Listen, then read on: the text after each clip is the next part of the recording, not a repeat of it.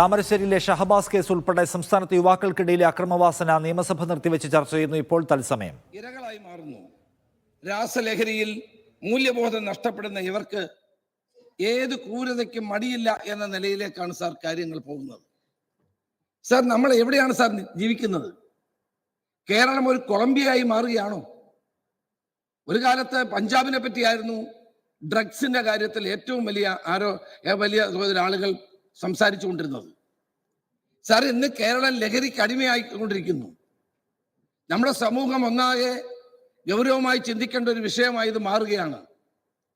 Sir, വിവിധ തരത്തിലുള്ള കെമിക്കലുകൾ ഉപയോഗിച്ചുകൊണ്ടുള്ള drugs ഇന്ന് കുട്ടികളുടെ ജീവിതത്തെ തന്നെ പരിപൂർണമായി തകർക്കുകയാണ്.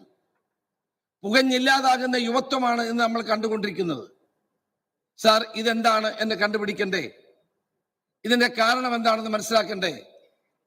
സാർ, ഇത് ലഹരിക്ക് അടിമയാകുന്ന ഇവർ ചെയ്യുന്ന ക്രൂരമായ കൊലപാതകങ്ങൾ, അക്രമങ്ങൾ ഓരോ ദിവസവും വർദ്ധിച്ചു വന്നുകൊണ്ടിരിക്കുന്നു എന്നുള്ളതാണ് സത്യം. സാർ, ഇന്ന് മലയാള മനോരമ കേരളത്തിലെ എല്ലാ സ്കൂളുകളിലും നല്ല പാഠം എന്ന നിലയിൽ കുട്ടികളെ കൊണ്ട് പ്രതിജ്ഞ എടുപ്പിക്കുന്നുണ്ട്. നല്ല കാര്യമാണ്. പക്ഷെ ആ പ്രതിജ്ഞ കൊണ്ട് മാത്രം ഇതാകുന്നുണ്ടോ എന്ന് നമ്മൾ കാണേണ്ടിയിരിക്കുന്നു.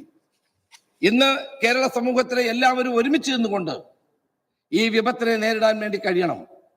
അതിനൊന്നാമത്തെ ഉത്തരവാദിത്തം നിറവേറ്റുന്നത് ഗവൺമെന്റാണ്.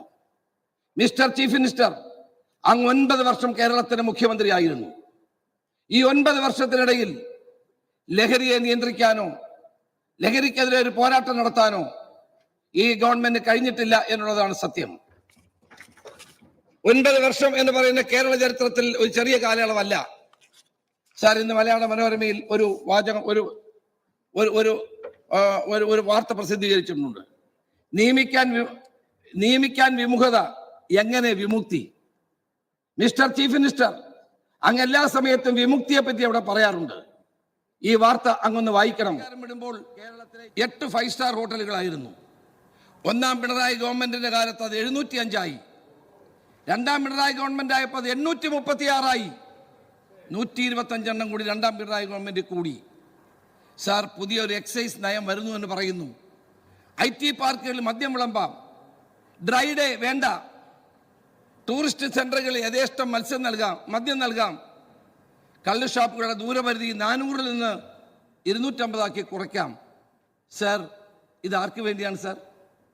ലഹരിയെ തടയുമെന്ന് പറയുന്ന നമ്മൾ ഇത് അനുവദിച്ചു കൊടുത്താൽ ഈ തലമുറ നമ്മളോട്, വരും തലമുറകൾ നമ്മളോട് ചോദിക്കില്ലേ സാർ?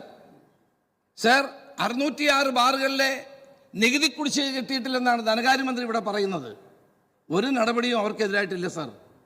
സാർ, ടൂറിസം വകുപ്പ് ഹെറിറ്റേജ് ബിൽഡിങ്ങിൽ ബാർ കൊടുക്കാമെന്നുള്ള പുതിയ നയം. അപ്പൊ തമിഴ്നാട്ടിലെ പഴയ കെട്ടിടങ്ങൾ, 4 കെട്ടുകളൊക്കെ പൊളിച്ച ആളുകൾ ഇപ്പൊ കേരളത്തിൽ കൊണ്ട് വെക്കുകയാണ്. കാരണം ഇവിടെ ഹെറിറ്റേജ് ആക്കി ബാർ വാങ്ങിക്കാൻ വേണ്ടി. സാർ, അതിനിടയിലാണ് സാർ ഡിസ്റ്റിലറിയും ബ്രൂവറിയും അനുവദിക്കുന്നത്.